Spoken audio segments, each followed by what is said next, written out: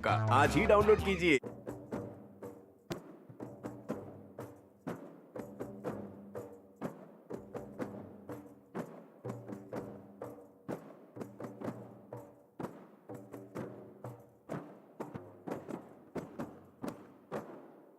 ये तौबातुन्नासू है, ये तौबातुन्नासू, ये तौबातुन्नासू है, ये तौबातुन्नासू, ये तौबातुन्नासू है, ये तौबातुन्नासू,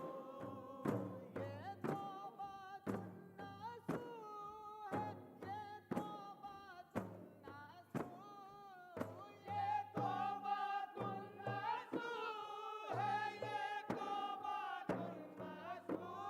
ये तौबा है नासू की, ये तौबातुन्नासू, ये तौबातुन्नासू है, ये तौबातुन्नासू। आदाब जिंदगी के सिखाती है ये किताब, आदाब जिंदगी के सिखाती है ये किताब। भटके हुओं को राह दिखाती है ये किताब। सीने से इस किताब को अपने लगाए हम, अपने अमल से हिंद को जन्नत बनाए हम। ये तौबातुन्नासू है, ये तौबातुन्नासू। गुज़िश्ता से पैवस्ता। पिछली कड़ी में आपने देखा नसूब अलीम से इम्तिहानात की तैयारी की बाबत मालूम करते हैं। मैं ये जानना चाहता हूँ कि क्या तुम बड़े इम्तिहान की कुछ तैयारी कर रहे हो? उसकी गुफ्तगू से नसू को उसकी दीनी इस्तेदाद और मालूमात पर हैरानी होती है और वो उसकी मालूमात का माखज़ मालूम करने की कोशिश करते हैं। अलीम उनसे उस वाक़ये का जिक्र भी करता है कि किस तरह उसने टोपी बेचकर एक गरीब औरत की मदद की थी डिग्री लाया हूँ, डिग्री, रुपए दिलाओ मेरे। और उसके शौहर को जेल जाने से बचाया था। ये लीजिए 7 रुपए और 10 पैसे।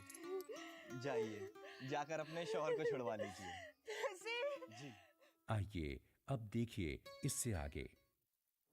हाजिर है किश्त हफ्तों अब आपके हुजूर, हाजिर है किश्त हफ्तों अब आपके हुजूर। ये तौबातुन्नासू है डिप्टी नज़ीर की। नसूह की जिंदगी फिक्र आखरत और मोहब्बत औलाद के दोहराए पर ऐसी आकर खड़ी हुई कि आगे बढ़ने का नाम ही नहीं ले रही थी। बेशक तुमने जितनी भी बातें बयान की वो दाखिले हमदर्दी हैं। खुसूसन खान साहब का किस्सा हमदर्दी की आला दर्जे की मिसाल है, लेकिन चश्मे से वो मकामात सराब होने चाहिए जहां से वो चश्मा निकलता है। मैं अल्लाह का शुक्र करता हूँ अब्बू कि मेरे करीब के रिश्तेदार मेरे सुलूक के हाजतमंद नहीं। क्या सुलूक सिर्फ रुपए पैसे देने से होता है? नहीं, जो जिस चीज का हाजतमंद है उस हाजत को रफा करना हमदर्दी है। हमारा खानदान दीनदारी से बेबहरा और खुदा शनासी से बेनसीब है, और शेबाए खुदा परस्ती में हर शख्स को तालीम और तलकीन की हाजत और वाजो नसीहत की जरूरत है। आप बजा फरमाते हैं अब्बू, मुझसे बड़ी गलती हुई। तुमसे कहीं ज्यादा गलती मेरी। बहरकैफ मैंने मुसम्मम इरादा कर लिया है कि अपने घर में लायानी तौर पर मैं किसी को जिंदगी न बसर करने दूंगा, लेकिन तुम अगर इसमें मेरी मदद करो तो मुझे कामयाबी की बहुत कुछ उम्मीद है। इंशाअल्लाह अब्बू, आप मुझको नाफरमान बेटा नहीं पाएंगे, मगर मुझको बात है कि मैं आपकी क्या मदद कर सकूंगा? बस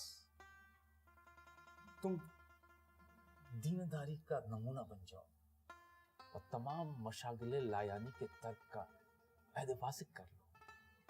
अबू, मैं आपको यकीन दिलाता हूँ, इंशाल्लाह मेरा तर्ज जिंदगी ऐसा ही होगा जैसा आपको मंजूर है।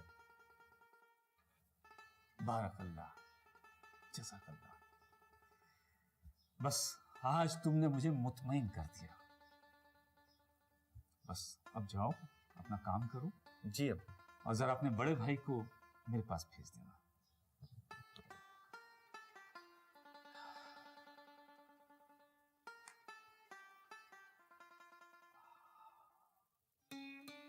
ये तीसरी बार था कि जब मिर्जा नसूह ने कलीम को अलीम के जरिए बुलवा भेजा। उन्होंने अपने वालिद के कमरे से निकलकर अपनी मामूजाद बहन कुलसूम से कलीम भाई की बाबत दरियाफ्त किया तो उसने बताया कि वो अपने दोस्तों और अजीजों के साथ छत पर पतंग उड़ा रहे हैं। उन्होंने ऐसे मौके पर अब्बाजान का पैगाम खुद ले जाना मुनासिब नहीं समझा। उन्होंने कुलसूम से कहा कि वो भाईजान से जाकर कह दें कि उन्हें अब्बाजान याद फरमा रहे हैं। नहीं भाई, जरा पीछे हटा के आगे देखो, ये लाल वाली परी मेरी है। ये चांद तारा है, ये मेरा चांद तारा। चांद तारा, चांद तारा से बची है। अरे चांद ये देखिए, ये देखिए, ईद थोड़ी ये हो गई, शतर- कोई चांद ये तारे की देखिए बात चांद कर। तारा। अरे ये देखिए, ये देखिए, ये देखिए। क्या परी? अरे वो शतर पारा जा रही है, उसको लपेटी है। चलो भैया, चलो जरा पकड़ो तो दिखाओ, बुड्ढी फट गई हमारी सारी आगे की, देखिए। पकड़ो तो। बोलो, पकड़ो उड़ाओ, पकड़ो उड़ाओ, पकड़े। अरे अरे शक्ल मारे, छोड़ो जरा, हल्के बोलो, नीचे इबादत चल रही है। यहाँ अपनी पतंगबाजी भी तो हो रही है। होने दो, होने दो। नीचे जो है ना, कनकबू की इबादत नहीं हो सकती, और ऊपर वैसी इबादत नहीं हो सकती, सिर्फ बिल्कुल, कनकबू बिल्कुल। हो सकते हैं। बिल्कुल। चलो चलो जरा बचा के। बची, देखो, देखो, ये देखो। जरा नीचे हो रही मेरी। अरे चल के सही पकड़ो। ढील गई है, ढील गई। कलीम ने सलीम का सर मुंडा देखकर उसकी वो हजामत बनाई कि उनकी सारी खुशी काफूर हो गई। अरे अरे, ये कौन जा रहा है सर मुड़ा? अरे इधर आ। सलीम, सलीम, ये तूने क्या हाल करा? अरे तेरी टाट में मारूं पंजा। हाँ? हो गया ना तू गंजा? किसने बोला था? हाँ? किसने बोला? अब्बा जान के हुक्म से मैंने बाल मुंडवा दिए। हाँ हाँ, ये बाल मुंडवा लिए। अरे देख भाई, एक शफकती पितरी तो ये है कि तेरे अच्छे खासे चेहरे को बिगाड़ कर रख दिया। अच्छा सलीम, सलीम ये बताओ, देखो तुम्हें कसम है, सच सच बताना, तुम्हारा दिल बहुत दुखा था ना बाल कटाने में? नहीं, मैं तो खुद मुद्दत से बाल मुंडवा देने की फिक्र में था। अरे भाईजान, आप यहाँ पर हैं और मैं आपको कहाँ कहाँ ढूंढ आई हूँ। अरे कहाँ ढूंढना था, हम तो यही होंगे अपनी इबादत में। हाँ हाँ, आसमान में कनकौवे उड़ाने की इबादत है। अरे ये तुम आगे देखो कितना मजा आता है, देखो। भाईजान मुझे नहीं उड़ाना आता। अब मुझे याद आया कि वो जो तुम्हारे 4 यार है ना, अब पकड़ना भाई जरा। जी जी, उन्होंने ही तुम्हें बता दिया है। अब नायक को ना बुरा कहते हैं, अब्बू जान भी यही कहते हैं। अब मैं समझा। ये बताओ, अब्बा जान ने ये बात तुमसे पहले भी कही थी या बीमारी से उठने के बाद कही? नहीं, पहले तो कभी नहीं गई। अच्छा, फिर तो समझ लो कि अब्बा हुजूर को खलले दिमाग हो गया है, खलले दिमाग। अरे भाईजान, ऐसा तो ना कहिए, मैं अभी सीधे मामू जान के यहीं से आ रही हूँ। हाँ, और उन्होंने ही कहा है आपको बुलाने के लिए। हाँ, सही कह रही हो। सुना है आजकल नमाज बहुत पढ़ते हैं, हैं? अरे बीमारी से उठकर बैठे थे, ये नहीं था कि शहर में जलसे करते, जो नाम भी होता। हाँ? और वो देखो, वो कौन है, नूरी जुलाहा, वो अपने आप को इमाम बनता है। और वो कौन है, इलाके के कस्बे के वो हज्जाम, सक्के, कुंजड़े, उन लोगों के साथ अब्बा हुजूर का उठना बैठना है, वज़ू उन्हीं के साथ करते हैं, और तो और नमाज भी उन्हीं के साथ पढ़ते हैं। अरे मुझे तो ना ये सब बातें सोचकर भी ना अपने आप से शर्म आती है। मैंने तो उधर का रास्ता भी बंद कर दिया है। अरे बहुत ही बुरा लगता है मुझे तो। अरे जरा संभाल कर ना, इनकी बातों में लगा हुआ हूँ मैं। अच्छा सलीम, ये बताओ, तुमसे सिर्फ जो है सर मुड़वाने वाली बात कही गई या नमाज की भी पाबंदी को कहा गया? भाईजान, नमाज पे तो सख्त जोर दिया गया है, दिन में 5 बार नमाज पढ़नी है। अच्छा, और कहा गया है कनकौवे ना उड़ाए, झूठ ना बोले, झूठ ना बोले, जानवरों की लड़ाई में शामिल ना हुए। सुनो भाई सुनो, जानवरों की लड़ाई में शामिल ना हो, कनकौवे ना उड़ाओ जो हम रोज उड़ाते हैं, दोस्तों के साथ उठो बैठो नहीं। मतलब ये है कि कुल मिलाकर आपसे ये कहा गया है कि जाकर कहीं मर जाओ। भाईजान तौबा कीजिए तौबा। तौबा तौबा तौबा। हाँ हाँ, इन शर्तों की तामील करना और मरना आपके हिसाब से दोनों बराबर है क्या?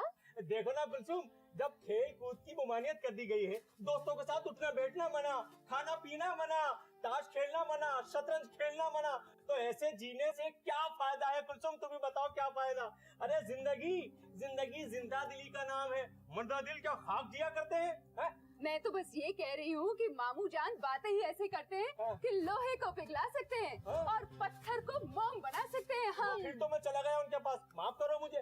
पर भाईजान, शरीफों का क्या ये दस्तूर होता है कि औलाद बड़ी हो जाए तो माँ बाप का लिहाज करना भूल जाए? मैंने देखा था कि मामू जान नाना मरहूम का इस कदर पास करते थे कि उनके सामने हुक्का पीना तो दूर, पान खाने से परहेज करते थे। क्या आपने नहीं देखा था? कुलसुम, ताली दोनों हाथों से बजती है। हाँ। पर भाईजान, मुझे नहीं लगता कि मामू जान के इरादे में कुछ भी फेरबदल होगा। और इस पूरे खानदान में सिर्फ आप ही एक शख्स हैं जिसकी गाड़ी पुराने डर्रे से नीचे नहीं उतरती। लकीर के फकीर बने हुए हैं आप। अरे कुलसुम, अम्मी जान से जरा मेरी दो चार बातें होने दो, फिर तुम्हारे सामने असलियत आ जाएगी कि मैं सही हूँ या अब्बा हुजूर सही है। हाँ। आपको पता है भाईजान, आज नईम आपा को अम्मी जान ने थप्पड़ मारा। नईमा को थप्पड़ मारा? एक पर पड़ी तो गोया सभी पर पड़ी। जब नईमा के मुंह पर ही अम्मी जान ने तमाचा मार दिया तो अब किसकी इज्जत बाकी रह गई? बड़ी बेटी ब्याही हुई, वो भी साहिबे औलाद, साहिबे औलाद के मुंह पर थप्पड़ मारना ये कोई दीनदारी वाली बात है? हैं? ने काबे ने देर के काबिल, मजहब इनका है सैर के काबिल है। अरे ये खबर क्या नईमा की ससुराल तक नहीं पहुंची होगी? थू थू कर रहे होंगे समझाने वाले, और उस पर भी तुम मुझसे कहती हो कि जाऊं अब्बा जान के पास जाके बैठूं, उनकी बातें सुनूं। अगर गुस्से में आकर उन्होंने मेरे गाल पर भी एक थप्पड़ रसीद कर दिया तो फिर? भाईजान, जब खुदा किसी को माँ बाप बनाता है तो साथ ही ये समझने की अक्ल भी देता है कि औलाद पर कैसे कैसे इख्तियारात हासिल हैं। हाँ। समझे? अच्छा, यानी कि माँ बाप को ये इख्तियार है कि औलाद बड़ी भी हो जाए तब भी वो थप्पड़ खाए। अब मुझसे तो फतवा तलब कीजिए मत, मैं तो इस लायक हूँ ही नहीं। अलबत्ता आपके इस घर के जरूरी मामले में इतना कह सकती हूँ कि मुमानी जान ने बिना जरूरत के आपा को चांटा नहीं लगाया होगा। और फर्ज कीजिए अगर मुमानी जान की जाती भी रही, तब भी एक तमाचे से सारे उम्र की मोहब्बतें, शफकतें, नेकियां बर्बाद हो जाती हैं। भाईजान पतंगे लपेटिए, मामू जान सुबह से 5 बार बुला चुके हैं और हसनीस कोई जवाब नहीं। भाईजान, मैं भी इसलिए आया था, अब्बू जान बहुत बार बुला चुके हैं, मैं चलता हूँ अब। आपका ना जाना बड़ी खराबी बर्पा करेगा। हाँ, न जाने आपको क्या हो गया आजकल। आपके ना जाने से बिगाड़ की इब्तिदा, नाफरमानी का आगाज आपकी तरफ से होगा, समझे? अगर आपको नहीं जाना है तो किसी और को भेज दीजिए, अब मेरा तो पाँव पड़ता नहीं। अरे देखो ना, अगर मेरा जाना और वापस आ जाना एक सरसरी सी बात होती ना तो मैं कब का जाकर वापस चला आया होता, समझे? तो क्या कहला भेजू मामू जान को? कहला भेजो। हाँ, वो उनका लाडला है ना, अलीम शहजादे। अलीम? हाँ, अलीम फर्मा बरदार, हाँ, नमाजी परहेजगार। उनसे जाके बोलो कि वो अम्मी जान से कहे कि कलीम अब्बा जान से मिलने नहीं आ रहा, ना आज आएगा, ना कल आएगा, ना कभी आएगा। जाओ कह दो।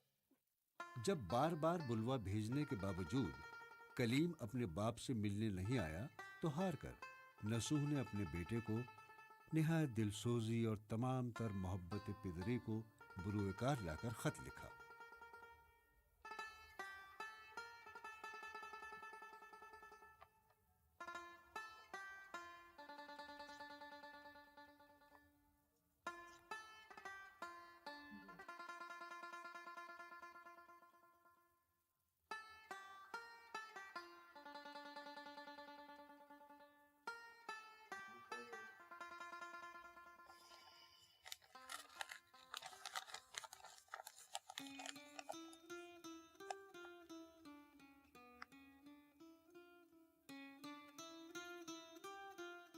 बेदारा, जी हुजूर।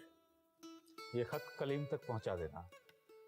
रसूलन ने खत तो कलीम को पहुंचा दिया, मगर कलीम खत पढ़कर जरा भी मुतासिर न हुआ और खत को तकिए के नीचे रखकर अपनी लायानी मशागिल में मसरूफ हो गया। फहमीदा को जब रसूलन से ये बात मालूम हुई कि नवाब साहब ने कलीम को खत लिखा है तो उसे हालात की संगीनी का एहसास हुआ। उसने कलीम के कमरे से उस खत को तलाश करवाया। फिर उसने कलीम को अपने कमरे में बुलवाया और अब्बा का खत पढ़कर उसे समझाने की कोशिश की। बिस्मिल्लाहिर्रहमानिर्रहीम। ए जाने पितर, अर्शदकल्लाहु ताला, अल्लाह तुम्हें नेक हिदायत दे। मैंने पहले तुमको अलीम और फिर रसूलन के हाथों बुलवाया, मगर तुम न तो आए और ना मंजूरी और माजरत कहला भेजी, जिससे जाहिर है कि तुमने मुझको हेज और मेरे हुक्म को बेवकत महज समझा। हर घर एक छोटी सी सल्तनत है। मैं निहायत निदामत और हसरत के साथ तस्लीम करता हूं कि अब तक मैं बहुत ही गाफिल बादशाह और बड़ा ही बेखबर हाकिम रहा हूं। मेरी गफलत ने मेरे मुल्क को गारत और मेरी सल्तनत को तबाह कर दिया। मैंने मुसम्मम इरादा कर लिया है कि आइंदा से मेरी खानादारी की मिल्क में जितने रखने हैं बंद, जितने नक्स हैं पूरे और जितने सुख्म हैं दूर किए जाएं। बड़ी खतरनाक कवाहत जो मैं अपनी मिल्के खानादारी में पाता हूँ ये है कि मैं और मेरी रियाया यानी तुम लोग शहनशाहे दो जहां से सरकशी और बगावत पर आमादा और कमर बस्ता हो। अगर तुम में से कोई ऐसा खदशा पेश करना चाहे तो मैं उसका जवाब देने को मौजूद हूं। जहां तक मैं समझता हूं मजहब के उसूल ऐसे सच्चे, यकीनी और बदीही उसूल हैं कि उनमें तरद्दुद व इनकार का दखल हो ही नहीं सकता। काश मेरा इतना ही कसूर होता कि मैं अपनी जात से गुनहगार करार दिया जाता। नहीं, तुम सब के गुनाहों में मेरा साझा और तुम सब की खताओं में मेरी शिरकत है। लेकिन अफसोस है कि इस गुनाह का कफ़ारा और इस कसूर की तलाफी मेरी इख्तियार से खारिज है। क्या तुम्हारी सआदत मंदी इस बात को जायज रखती है कि तुम्हारे सबब क़यामत में मेरी रुसवाई हो? क्या तुम्हारी हमियत इस बात को पसंद करती है कि तुम्हारी वजह से हश्र के दिन मैं खुदा के गजब में पकड़ा जाऊं? क्योंकि तुम मेरे बड़े बेटे हो, मुझको सबसे ज्यादा तुम्हारा भरोसा था कि तुम इस मुश्किल में मेरा साथ दोगे, मेरी मदद करोगे, ना कि तुमने मिलने से भी किनारा कर लिया। मैं तुमसे सच कहता हूं कि मेरी आस टूट गई और मेरे जहनी मंसूबे तमाम बिगड़ गए। इतनी बड़ी मुहिम और मैं अकेला, इतना मुश्किल काम और मैं तन्हा। तुम जानते हो कि तुम्हारा इन्हिराफ मेरे इस काम में कितना खलल डालेगा। छोटे बड़े सब तुमको सनद गर्दानेंगे और बात बेबात में तुम्हारा हवाला देंगे। अगर तुम इसी मसलहत से मेरी शराइत को कबूल कर लेते तो तुम्हारा क्या बिगड़ जाता। अब ज्यादा लिखना फिजूल समझता हूँ। जो मेरे जहन में था लिख चुका। अगर तुम्हें मेरी शराइत के मुताबिक रहना मंजूर है तो ठीक है, वरना मैं अपने तईं मुआखज़ाए आक़बत से बचने के लिए इन चंद रोजा रिश्तों और इन आर्जी कराबतों की हरगिज परवाह नहीं कर सकता।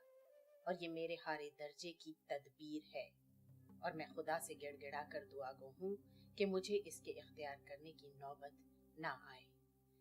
वद्दुआ।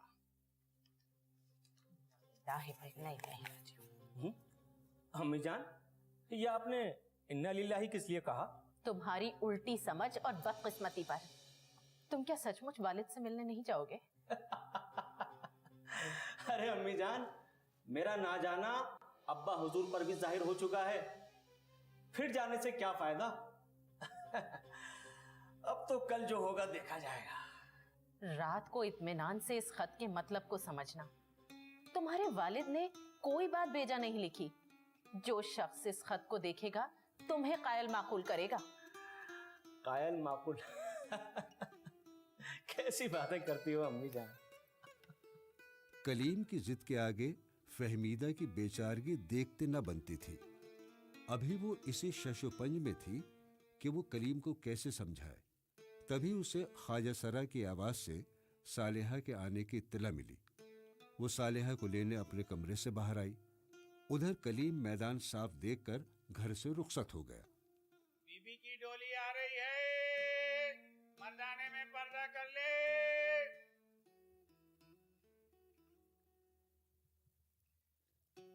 खाला, अस्सलामुअलैकुम खाला। वालेकुम अस्सलाम। जीती रहो। सब खैरियत? आपा ने कुछ खाया? कुछ भी नहीं। आखिर क्यों? तुम्हें अलीम ने कुछ नहीं बताया? बस इतना कहा कि घर में लड़ाई हुई है और आपा ने सवेरे से कुछ नहीं खाया। आज का दिन किन मुसीबतों से गुजरा है सालेहा, अल्लाह ही जानता है। दाना तक मेरे या हमीदा के मुंह में गया हो तो जैसी चाहे कसम ले लो। नई माँ की फिक्र, कलीम का तरद्दुद और सबसे बढ़कर नई माँ के बेटे को संभालना, आज का उसका पूरा दिन रोते रोते गुजरा है। खाला, आप खाना खा लीजिए। दूसरा वक्त भी ना वक्त हुआ। मुझे यकीन है कि आपके खाना खाते खाते मैं आपा का खाना मंगवा लूंगी। अरे मेरी क्या जल्दी है, मैं तो खा ही लूंगी। उस बेचारी हमीदा का सब्र देखो, सुबह से उसने कुछ नहीं खाया। फिर इंशाल्लाह मैं आपा को मना लूंगी, पर ख्याल रहे मेरे सिवा यहाँ कोई ना हो, क्योंकि अगर कोई भी उनके सामने आया तो आपा को हिजाब जरूर होगा। आपा, ए भी आपा, कहाँ हो? ये पलंग पे कौन लेटा है? अच्छा, मेरी आपा हैं। अच्छा चलो अब उठो, मुंह धो लो। शाम को भी भला कोई सोता है? आय हाय, हुआ क्या? पेट में दर्द है या सर दुखता है? बच्चे का जी कैसा है? ससुराल वालों ने कुछ कहला भेजा है क्या? या घर में किसी से लड़ाई हुई है? चल मक्कार, मुझे से बातें बनाने आई जैसे खुद को कुछ खबर नहीं। सच कहती हूँ आपा, मुझे कोई खबर नहीं, कसम से। मैं तो मौलवी हिदायतुल्लाह साहब की बात से उठी चली आ रही हूँ। यहाँ आई तो खाला, अम्मा और बाकी सब घर वाले मर्दाना मकान में हैं। बस इतना ही सुना कि बड़े भाईजान खफा होके घर से जा रहे हैं। अब बड़े भाईजान घर से क्यों निकल रहे हैं? लोग आपस में कह रहे थे कि खालू अब्बा ने कहलवा भेजा है कि अगर नमाज पढ़े तो घर में रहें, वरना जहाँ चाहे वहाँ चले जाएं। आग लगे इस नमाज को, ये इस घर में किसी को थोड़ी ही रहने देगी। जब जब इस नमाज रोजे का चर्चा इस घर में हुआ है ना, फलमनसाहत और शराफत सब गुजरी हुई। ना वो हंसी, ना वो मजाक, ना वो चहचहे, और ना ही वो किस्से। बस एक मनहूस उदासी सी छाई रहती है। जानती हो किस लिए? सिर्फ तुम्हारे खाला जान और हमीदा के अब्बू की वजह से। मेरा बस चले तो उसको तिया को ऐसा मारूं कि उसका मुंह टूट जाए। हाय हाय, आपा आपा आपा, हमीदा प्यारी गरीब निगोड़ी एक ऐसी लड़की है जिसकी शरारत की बात मैंने आज तक ना तो सुनी ना ही देखी। और आपा, तुमको तो इतना चाहती है कि काहे को कोई बहन किसी बहन को इतना चाहेगी। मुझे याद है रमजान के वो दिन, अरे तुम्हें भी तो याद होगा, आखिरी अशरे में उसको बुलवा भेजा था।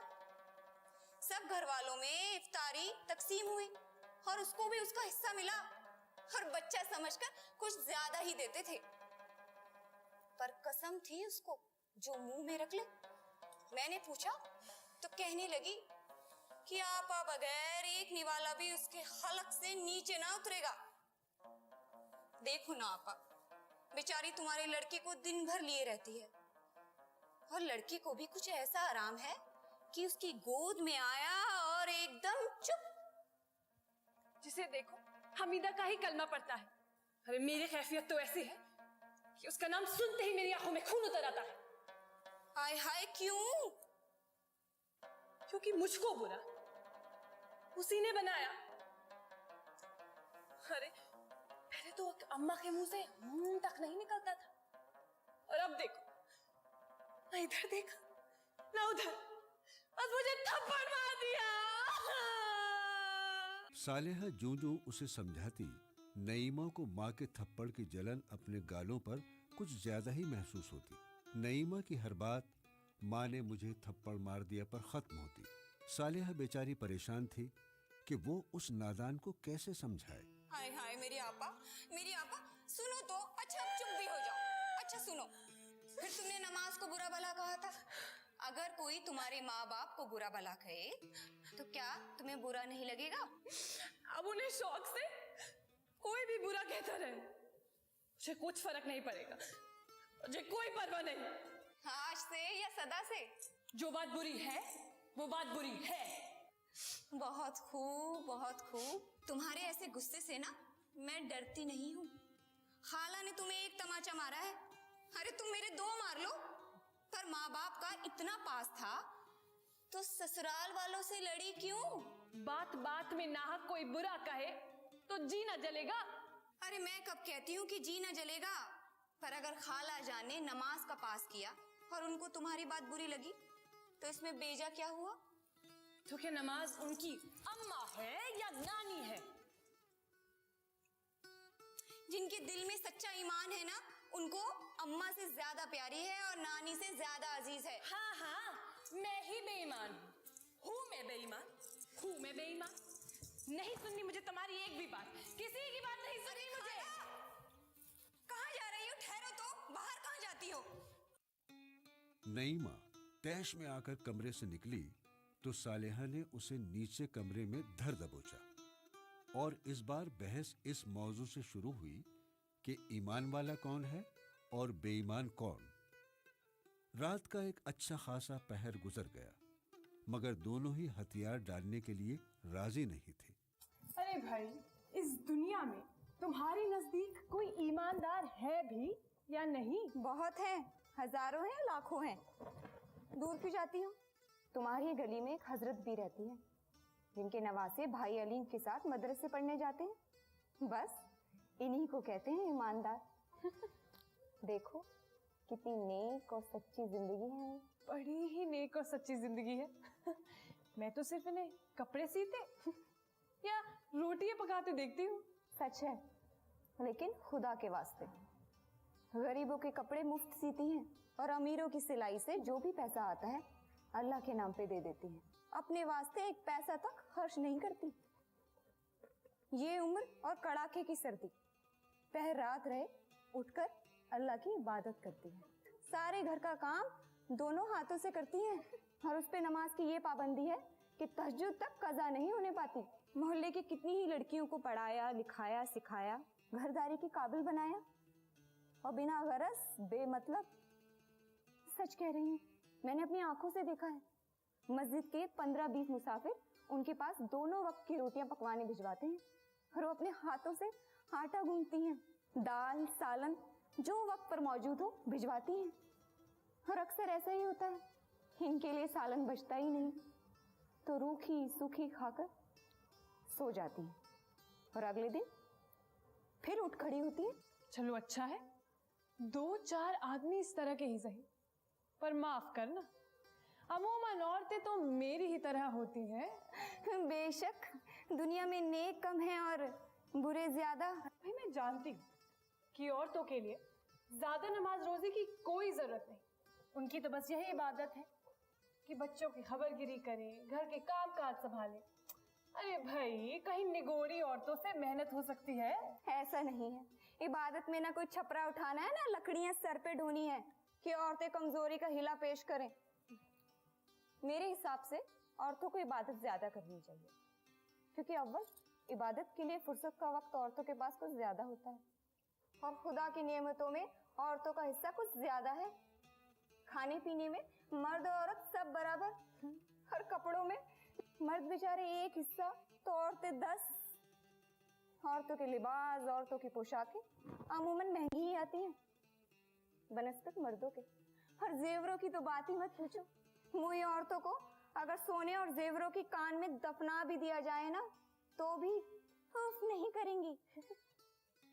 दोनों अपने मौक़िफ़ पर अटल थे।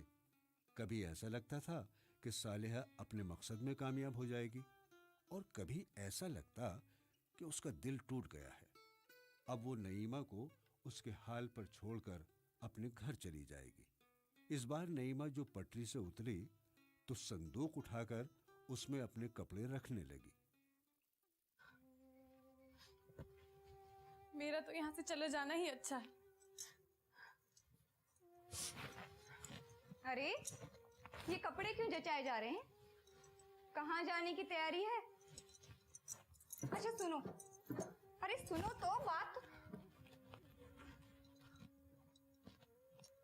सच्ची खुशी तो मोहब्बत और मेल मिलाप में ही है, और यहाँ ये हाल है कि तुम माँ से लड़ पड़ी, हमीदा से दुश्मनी की, और सास नंदू से बिगाड़, और मियाँ से ना इत्तेफाकी, और लौंडियाँ तुमसे परेशान। अब ये सब करके तुम खुश हो? अच्छा सच बताओ, अभी बड़ी रो रही थी या हंस रही थी? सुभान अल्लाह, आप भी बड़ी खूब है। क्या घरों में लड़ाई नहीं हुआ करती? अरे जहाँ 4 बर्तन होते हैं ना, वो भी कभी कभार खन खना उठते हैं। अगर ऐसा समझती तो इतनी सी बात का इतना बड़ा बतंगड़ ना बनाती। हाँ, मैंने किस बात का बतंगड़ बनाया? तुम खुद ही सोचो, माँ के एक जरा हाथ लगाने पे ये आफत। खुद सुबह से भूखी और सारे घर को भूखा मारा।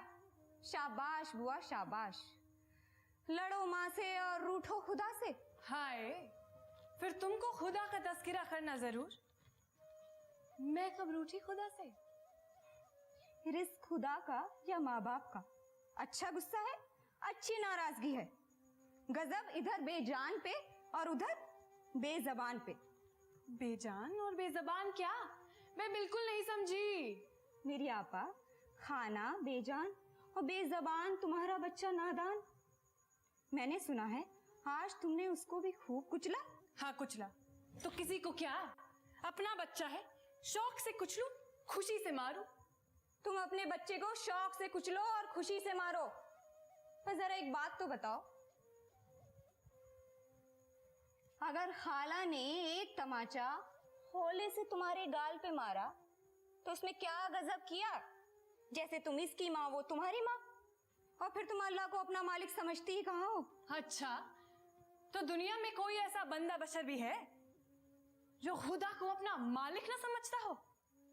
अगर अल्लाह को अपना मालिक समझती तो ऐसी बेजा बात अपने मुंह से ना निकालती जिसपे खाला जान खफा हुई। और क्या बेजा खफा हुई? कभी खालू जान की शान में तुमने कभी ऐसी बात तो मुंह से ना निकाली थी।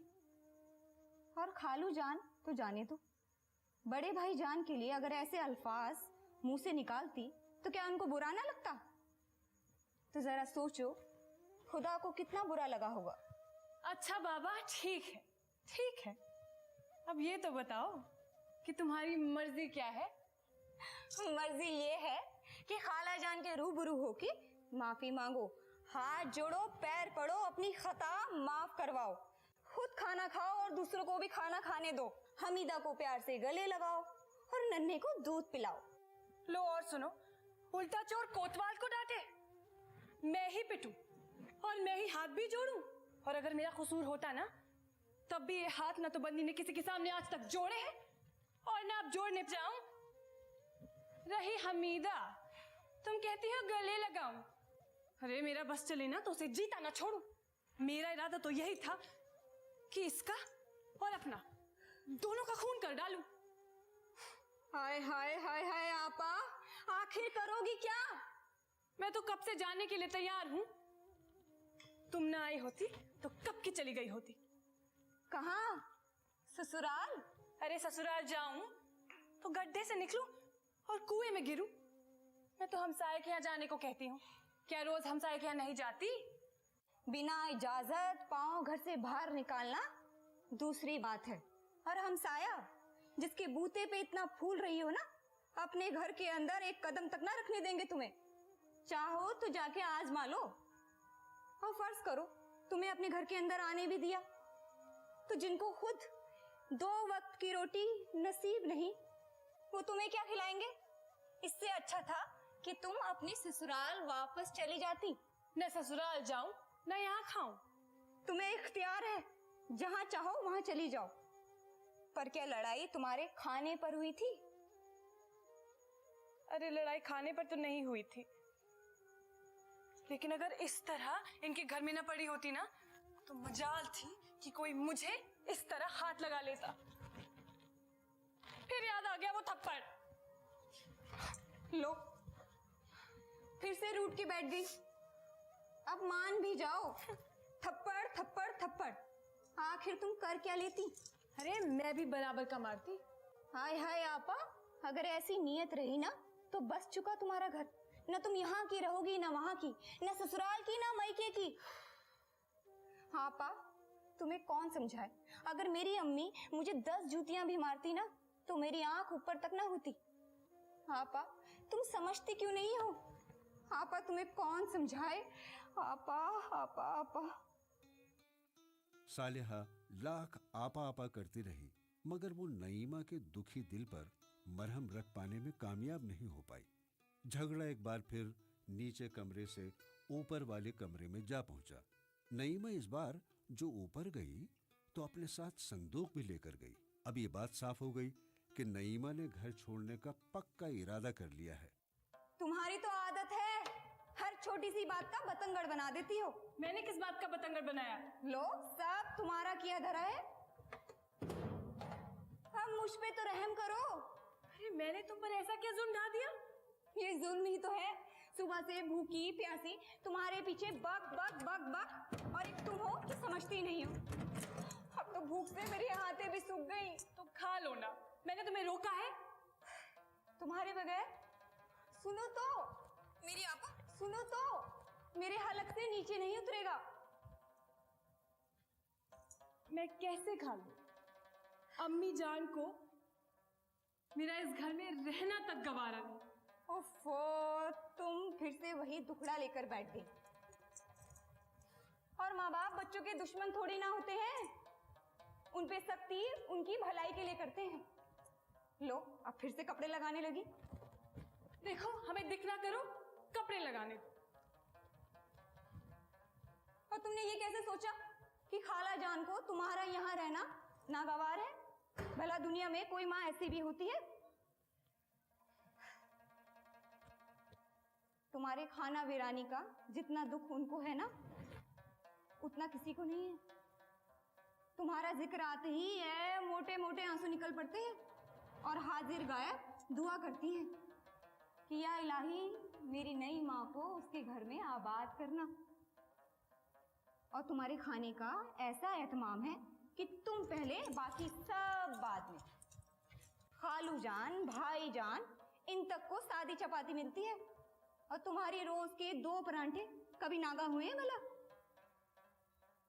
और 4 पैसे रोज के जो तुम इस सदा से मामूल हैं, क्या कभी ऐसा हुआ है कि तुम्हें ना मिले हो? तुम्हें पता है? इधर आओ, इधर आओ। तुम्हें पता है, एक बार हमीदा ने जिद की कि मैं भी 4 पैसे लूंगी, मेरा भी हक है। तो खाला ने उसे झड़क दिया और कहने लगी, बड़ी बहन की बराबरी करेगी। 8वें दिन की मेहंदी और हर महीने की चूड़ियां, कभी ये दस्तूर कज़ा हुआ है भला? इधर देखो, बताओ। फूल, इत्र, सुरमा, गजरा, बस यही सब जरूरतें होती हैं औरतों की। सच बताओ, क्या तुम्हारे मांगने से पहले तुम्हारे सामने हाजिर नहीं होती?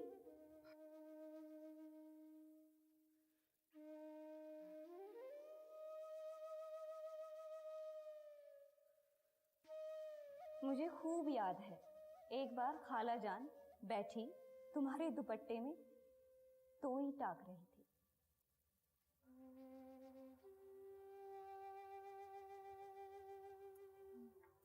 बेगम क्या कर रही हैं आप? जरा इधर तो आइए। नईमा के दुपट्टे में गोटा टाक रही हूँ। अरे वो काम बाद में कीजिएगा, पहले ये काज दुरुस्त कर दें। बटन बार बार निकला जा रहा है, कचहरी जाना है, देर हो रही है। उधर लड़की सर खोले बैठी है, आपको ऐसी क्या जल्दी पड़ गई? कचहरी थोड़ी देर बाद चले जाइएगा, अभी तो धूप भी चबूतरे से नहीं उतरी। अरे सादा दुपट्टा ओढ़ना क्या मना है? तो वो बेचारी कौन सा कुछ कहती है? आप खुद ही अपनी तरफ से खैर ख्वाही के एहतमाम में लगी रहती हैं। मैं किस काबिल हूँ? जितना मुझसे हो सकता है किए देती हूँ। मुझे ये ख्याल रहता है कि बेचारी गमज़दा है, कहीं ऐसा ना हो कि उसका दिल किसी चीज को चाहे और वो लिहाज के मारे मुंह से ना कह सके और उसका अरमान दिल का दिल में रह जाए। अगर खाला जान को तुमसे अदावत होती तो खुद खाना ना खा लेती। आज सवेरे से बस रोती ही रही तुम्हारे वास्ते। हाँ, ये बात तुम्हारी बिल्कुल वाजिबी है कि अम्मा जान मुझे बेहद चाहती हैं, पर खुदा जाने आज क्या बात हुई, मुझे बेतहाशा मार बैठी। क्या तुम्हें अम्मी जान ने भेजा है कि जाओ समझा बुझाकर नईमा की खता माफ करने के लिए उसे बुलवा लाओ? भला मैं गई और अम्मी मुझसे कुछ ना बोली तो मुझे और शर्मिंदगी होगी। मुमकिन है ना बोले, तुम्हारी खता कोई मामूली खता तो नहीं। और फिर वो माँ है, और माँ भी कैसी, तुम पर दिल से फिदा, जान से कुर्बान। और क्या पता तुम्हें कोठरी से आता देख दौड़कर तुमसे लिपट जाए और तुम्हें कुछ कहना ही ना पड़े। जी तो चाहता है कि चली जाऊं, हाँ, पर मुझे शर्म आती है। भला कल पर रखती तो कैसा? मेरा बस चले ना तो तुम्हें खाने के लिए कभी पूछू ही ना। ये तो खाला जान और बाकी सब बहनें भूखी मरेंगी, और बिना दिल साफ किए खाने का खाक मजा। बस अब मुझको ज्यादा दिख ना कर। जाओ खाना ले आओ, मैं खा लूं। खाना खाओगी तो किस पर एहसान करोगी? कोठरी से बाहर निकलो तब मानूं मैं तुमको अजीज हूं। बस मुझे बच्चों की तरह मत फुसलाओ। ये तो तुम्हारी खातिर मैं मान गई, वरना नईमा बन गई। दुनिया इधर की उधर हो जाती, वो किसी की नहीं सुनती। ये मानना भी कोई मानना है? मेरी बात इस वक्त ध्यान से सुनो। तुम्हें खाला जान के आगे हाथ जोड़ने पड़ेंगे। तब की तब देखी जाएगी।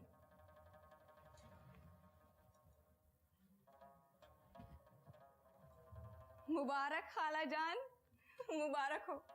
क्या मान गई? मान गई, वाकई मान गई? हाँ सच में मान गई। चलिए मेरा और आपा दोनों का खाना निकाल दीजिए। भाई तुमने तो कमाल कर दिया। बेदारा, बेदारा, जल्दी खाना लगाओ। क्यों कर मनाया, किस तरह समझाया? मुझे तो उम्मीद ही नहीं थी कि वो किसी ढप से सीधी होंगी। मैं तो उनको आपके पास लाती और उनका सर आपके कदमों में रख देती, लेकिन रात कुछ ज्यादा हो गई है और लोग भूख से बेताब हैं। खैर इंशाल्लाह बशर्ते खैरियत, फिर देखा जाएगा। चलिए जल्दी से खाना निकाल दीजिए। हाँ, बेदारा जल्दी करो। आगे क्या हुआ इसे जानने के लिए मुलाहिजा कीजिए तौबतुन नसूह की अगली किस्त। ये तौबतुन नसूह है डिप्टी नजीर की, ये तौबा